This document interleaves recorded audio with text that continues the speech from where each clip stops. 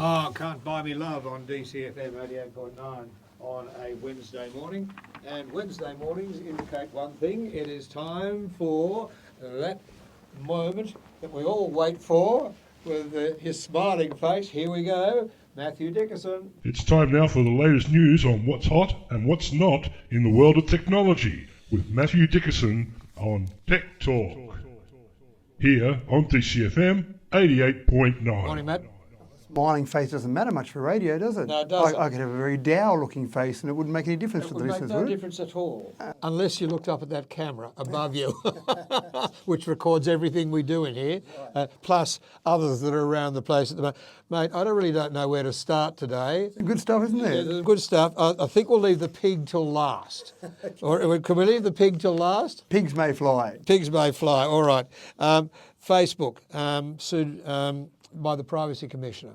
And this story is an interesting one and has a lot of implications. So we do seem to talk about privacy a lot at the moment, Yes. and it is incredibly important. There's a lot of information, a lot of data that's contained by a number of companies around the world, but social media companies in particular, when you've got, as some of them have, over 1 billion people using your service, and lots of your information, lots of your personal information on there, then privacy is incredibly important. So at the moment, the Privacy Commission is looking at maybe 300,000 people in Australia alone having had their data breached through Facebook, and they're looking at suing them. And the really disappointing part about this is that often you'll find that a social media company or any organisation might be aware of a breach, they notify people, they do the right thing, they basically communicate with the public and say, we've had this problem, here are the steps, if you like, that we're going to go through to try and alleviate the problem and try and protect you as one of our customers. This one was not notified by Facebook. This one was found by a private group who is just interested in making sure we have our information kept private, and they've basically been the one who's notified the world, including Facebook, that this breach has occurred. So 300,000 users out there possibly have their information out there in the public domain. So it is something that every user just needs to be aware of, be conscious of. Doesn't mean stop using all of these different services, but just be aware of what your information is and how it's being contained, and just even have a look sometimes at what their privacy policies are for these various companies. Indeed, very, very good idea. Now, why have we got to dump our passwords? Why? I mean, Look, we have talked about it before in terms know. of the common passwords, the 1, 2, 3, 4, 5, 6, or password. Simple things like that make it very easy for people to basically get into your information. And there is a real push on at the moment for getting rid of passwords and getting to the point where you need two things to be able to get into various information that's your private information. So something that you have and something that you are the two general tenements of that. So, for example, if you've got eyesight or eyes, not eyesight, eyes or fingerprint or a face, so something that you are, so something that's a part of you that makes it very hard for someone else to be part of you. If you rely just on that for your security, for just your face, for example, your evil, dark, twisted brother can sometimes get into your accounts. If you've got a close family member, often the face looks similar enough that a program trying to look at to see that that is really Richard Mutton might be fooled into thinking it's someone that looks similar to you. So it's not quite good enough just to use biometric, your fingerprint, your face, that type of thing, because those can be fooled, and a small possibility, but they can be fooled. When you add into that something that you have, so for example, you can have various fobs that are made at the moment where every minute a new number is generated on that fob, and that fob is unique to you. So when you start to combine putting in a fob detail or fob data and something about you, something biometric, then it becomes near impossible, not impossible, but near impossible for someone else to break in. it's a lot safer. I've got to say, though, with my phone, I use this finger and this finger to start them, but if they're dirty or if they've got paint on them or something like that, it won't work. Yeah, that's right. It's annoying. So the fingerprint recognition is very good, and it is very accurate, where a dirty finger is enough that it says, no, this isn't really Richard Mutton trying to get into this phone. 28 seconds later, it falls over.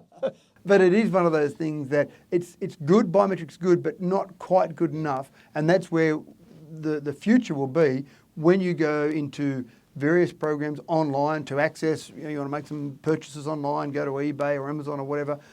Those things there will get to the point where it will be a combination of biometric and something that you have. And so that'll be great. So you won't need to worry about trying to remember those passwords and have those silly passwords like 1, 2, 3, 4, 5, 6. It'd be lovely. It'd be lovely. 22 to 10, DCFM 88.9 with Mathew Dickerson this morning in Tech Talk. Now, the government plans to restrict porn in Australia for underage.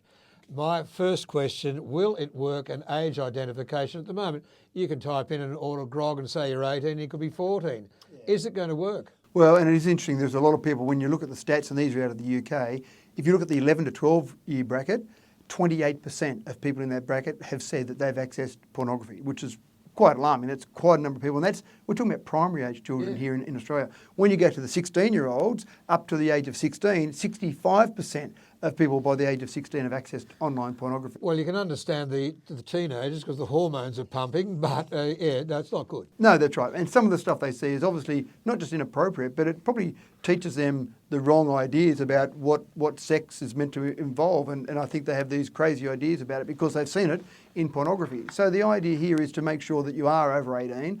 And the previous discussion we just had around something that you have and something that you are, then that will probably be an important part of this whole, if you like, push towards make sure we have people over the age of 18. So you're right, at the moment it's very simple. You can just type in the details, put a date of birth in that's obviously more than 18 years ago, and away you go.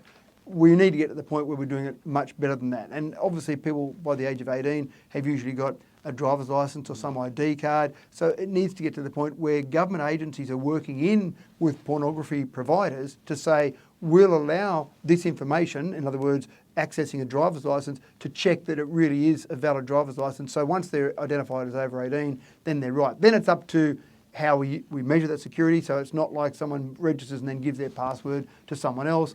That's where it needs to be, that extra security as well. So a combination there of some information. Yep, and good. All right, last one. I said we'll leave this to last. What about the story about the pig? I mean, this is classic. Away you go. Well, there's a farmer out there who talks about his free-range pigs, and it's great. But some people are just a touch sceptical. Whenever anyone talks about free range, they still imagine all these animals cooped up in very small spaces. So this farmer wanted to prove the point, so he put pedometers on all of his pigs. Yes. So they were actually tracking everywhere they went, how many kilometres they might walk in a day to prove they were free range. And that worked fantastically, great for his advertising, proved his point, except one of the pigs liked the look of the pedometer so much that he ate it, had a good chew on the pedometer, and as it went through the combination of being chewed up and then through a digestive process, the chemicals in the battery in the pedometer actually combined to start a grass fire. So there was a fire going across this farmer's land because he was trying to show that he was doing the right things by the pigs. Now, no pigs were harmed in this whole experiment, which was lucky. The firefighters came along, they said, we've saved the bacon. We've come along here. But again, it's one of those things that you have to be aware of all these devices that we have that rely on a battery. If they are damaged, the components in those batteries are very close together. It's when they come in contact that you can get something like a fire start from a battery. So you just have to be aware that don't chew on your batteries, obviously, but don't damage those batteries because they can start a fire. Indeed, and don't put them all together in a bag, as I saw the other day, where one was slightly charged and it shorted another battery in the bag, and these are little 9-volt numbers. Yep. Bim, fire in a pantry. Yeah, that's burnt right. The kitchen down. Yep. So yeah, you do need to be careful how you store them, but also rubbing together, that type of thing when they're in close proximity, and don't chew them. Matt, always good to talk to you. We'll catch you next week for Tech Talk. It's 20 to 10, and this is DCFM 88.9.